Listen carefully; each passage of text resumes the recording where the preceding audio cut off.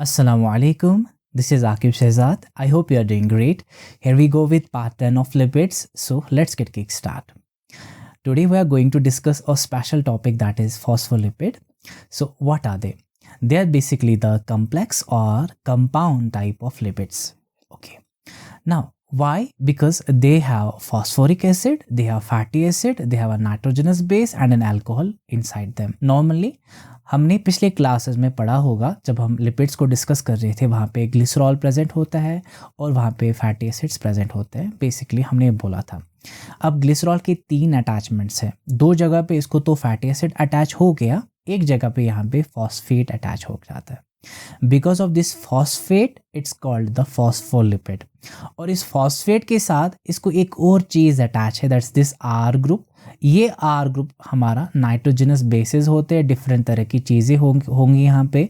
In fact यहाँ पे amino acids भी हो सकते हैं. वन मोर थिंग, ये जो है पूरा एक हेड ग्रुप है. आपको यहाँ पे भी सर्कल एक नज़र आ रहा होगा. So this here is written like a hydrophilic head. Okay, now why is it hydrophilic, water loving? Why is it water loving? Because it has a charge. Okay, phosphate यहाँ पे है तो यहाँ पे एक नेगेटिव चार्ज है. Because of this it's hydrophilic in nature. और यहाँ पे आप देखोगे hydrophobic tails, because जो saturated और unsaturated fatty acid इसके साथ अटैच हुए हैं तो वो एक हाइड्रोकार्बन चेन होती है and that is neutral. There is no charge at all.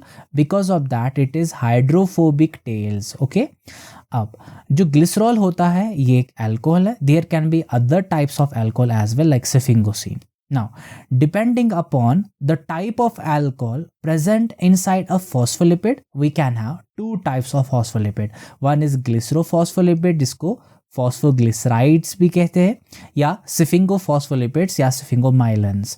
Now glycerophospholipids because it contains glycerol as alcohol, and sphingophosphonates because it contains sphingosine as alcohol. Now we are going to discuss entirely in this topic the glycerophospholipids and its types.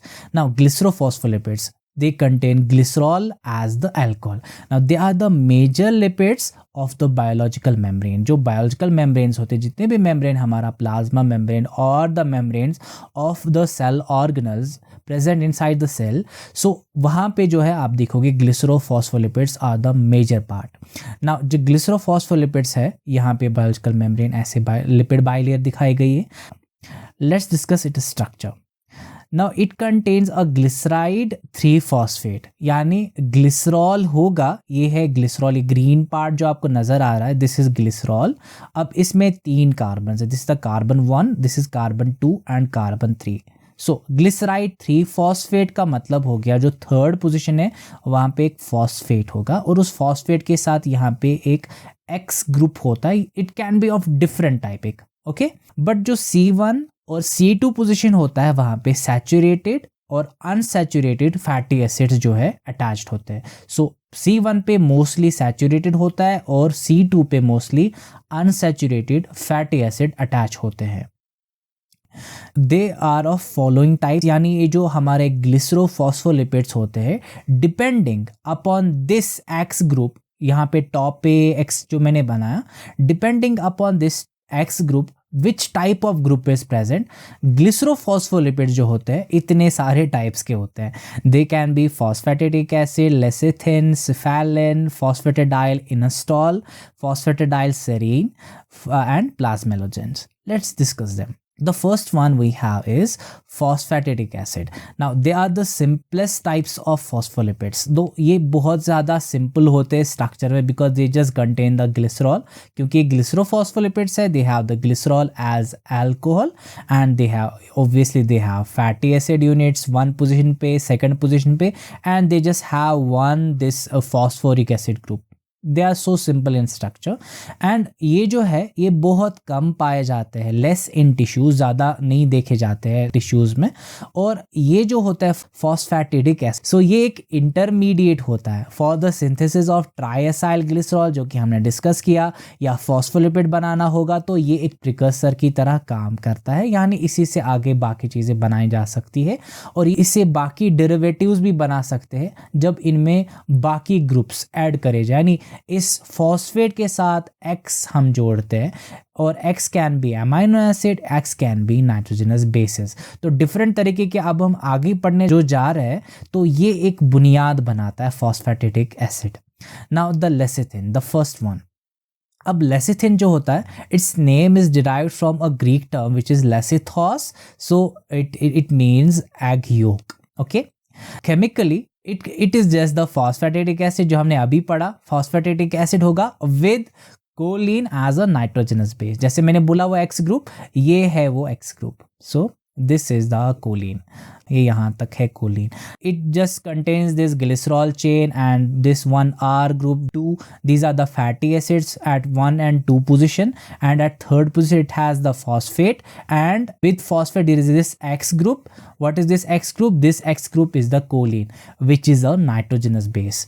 Now let me clear this off first. Okay, now this is the most abundant in plasma membrane. सबसे ज़्यादा जो है ग्लिसरोफॉस्फोलिपिड होता है वो phosphatidyl Colin होता है, PC याद रखिए आप। सबसे ज़्यादा होता है प्लाज्मा मेम्ब्रेन में, and it's the storage form of this choline. जो ये कोलिन है ना, तो इसका स्टोरेज फॉर्म जो बॉडी में प्रेजेंट होता है, it's in the form of phosphatidyl Colin.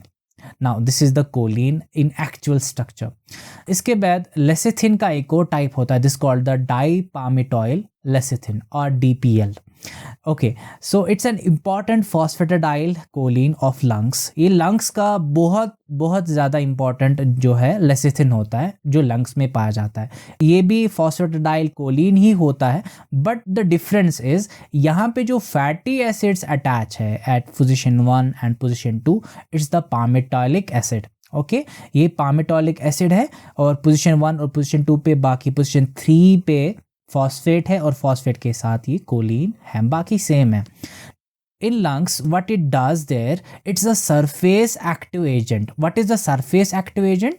Surface active agent वो एक चीज़ होता है which is called the surfactant, जो alveoles के अंदर, alveoles जो lungs में जो वो balloon like structure होते हैं at the end, वहाँ पे जहाँ पे gaseous exchange होता है, वहाँ पे कुछ fluids जो है वहाँ alveolar cells जो है secrete करता है कुछ fluids, और वहाँ पे कुछ प्रोटीन भी इसके साथ अटैच हो जाते हैं, जिसकी वजह से सरफेस टेंशन जो होती है कम होती है। ड्यूरिंग ब्रीदिंग जो ये एल्वियोलस होता है ये फूलता है या वो सिकुड़ जाता है, टू प्रिवेंट द कोलैप्स, यानी ये बिल्कुल सिकुड़ ना जाए, फिर ब्रीदिंग में प्रॉब्लम हो जाएगी ना, तो इसकी वजह से वहाँ पे ये सरफेक्टेंट नेचर ने रखा है।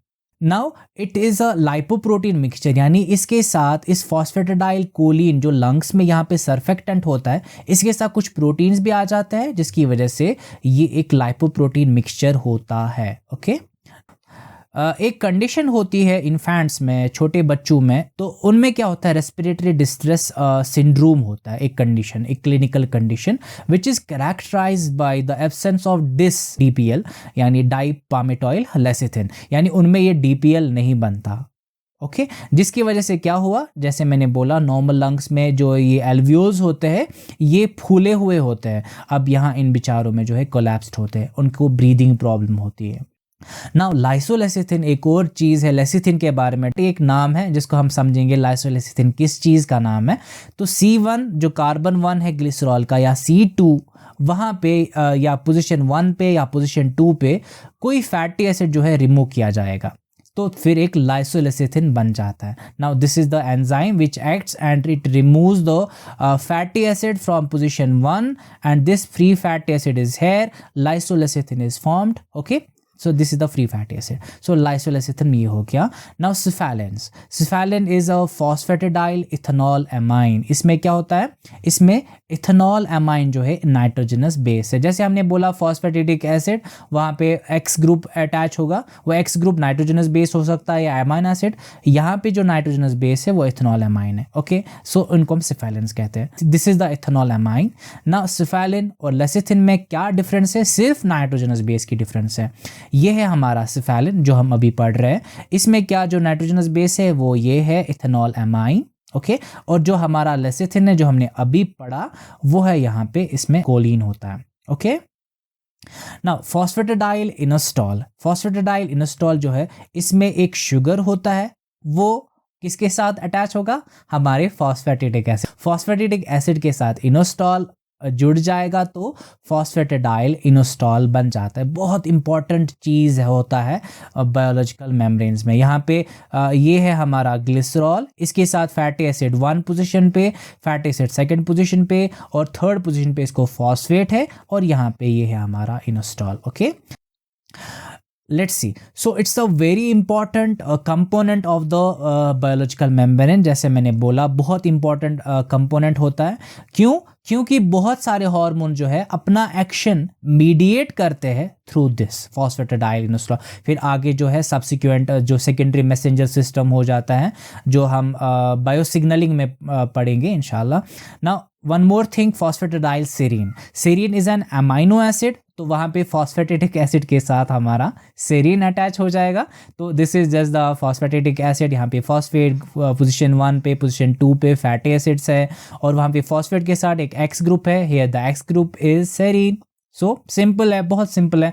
अब कहीं पे जो कुछ टिश्यूज़ है वहाँ पे थ्रियोनिन भी हम देख सकते हैं। थ्रियोनिन भी एक अमाइनो एसिड होता है। नाउ प्लाज्मेलोजेंस, प्लाज्मेलोजेन बहुत इंपॉर्टेंट चीज़ है, क्योंकि यहाँ पे जो फॉस्फेटिडिक एसिड है वहाँ पे जो कार्बन 1 है ग्लिसरॉल का, वहाँ पे नॉर्मल जो फैटी एसिड अटैच होता है, it is attached by the ester linkage. Okay, normal linkage जो फैटी एसिड्स होती है ग्लिसरॉल के साथ, वो एस्टर लिंकेज बनाते हैं, फिर वो अटैच हो जाते हैं। बट यहाँ पे क्या चीज़ है, यहाँ पे ईथर लिंकेज होती है पोजीशन 1 पे।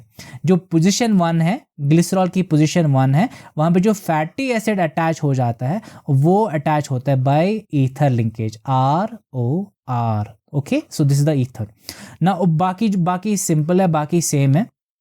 और अब अगर ऐसा हुआ तो उनको हम, उन फॉस्फोलिपिड्स को हम कहते हैं प्लाज्मेलोजेंस ना। इनका नाम भी अलग हो जाता है because of this ether group. So इनको हम फॉस्फेटिडाइल पढ़ेंगे, इथेनॉल अमाइन। तो ये बहुत कॉमन होता है। नॉर्मली जो है फॉस्फेटिडाइल इथेनॉल अमाइन होता है, जहाँ पे जब वो एस्टर लिंकेज वाला होगा तब हम उसको फॉस्फेटिडाइल कहेंगे, बट ईथर वाला होगा तो फॉस्फेटिडाइल पढ़ेंगे। अब जो फैटी एसिड पोजीशन 1 पे होता है वो मोस्टली अनसैचुरेटेड फैटी एसिड होता है।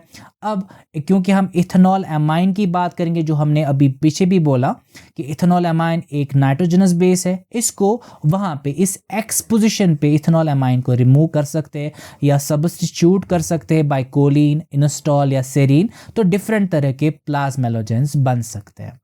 Now last one is the cardiolipin. Cardiolipin was first seen in the heart muscle, because of that is the something like cardiology. It's just the cardiolipin. So it was first isolated from the heart muscle. Now it consists of 2 molecules of phosphatidic acid. Simple है, phosphatic acid 2 है और वहाँ पे बीच में glycerol होगा, और इन जो ये फॉस्फेटिडिक एसिड है उनके फॉस्फेट से आपस में ये जुड़ जाते लाइक दिस।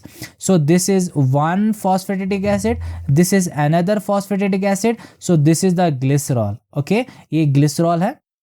अब ये इसके थ्रू आपस में जुड़े हुए हैं। सो this is the, and this is most abundant. कहाँ पे एबंडेंट होता है? सबसे ज़्यादा ये पाया जाता है इनर माइटोकॉन्ड्रियल मेम्ब्रेन में। माइटोकॉन्ड्रिया है, ये mitochondria the power house of cell. It has this outer membrane OM and it has this inner membrane. जो इनर मेम्ब्रेन होता है माइटोकॉन्ड्रिया का, सबसे ज़्यादा कार्डियोलिपिन जो ये ग्लिसरोफॉस्फोलिपिड है इनर माइटोकॉन्ड्रियल मेम्ब्रेन में पाया जाता है। ये भी एक इम्पॉर्टेंट पॉइंट है। ओके, नाउ कार्डियोलिपिन जो है, एक और इम्पॉर्टेंट बात इसके बारे में, this is the only phosphoglycerate. ये एक बहुत इंपॉर्टेंट पॉइंट है एग्जामिनेशन पॉइंट ऑफ व्यू से, कि एक this is the only phosphoglycerate yes which possesses antigenic properties, यानी एंटीजन की तरह काम करेगा। Okay, so this is all for today. Thanks for joining me. Happy learning. I hope you enjoyed this lecture. If you really enjoyed it, please hit the like button, share this video with other students, subscribe to my channel, press the bell icon for sure. Thank you so much guys.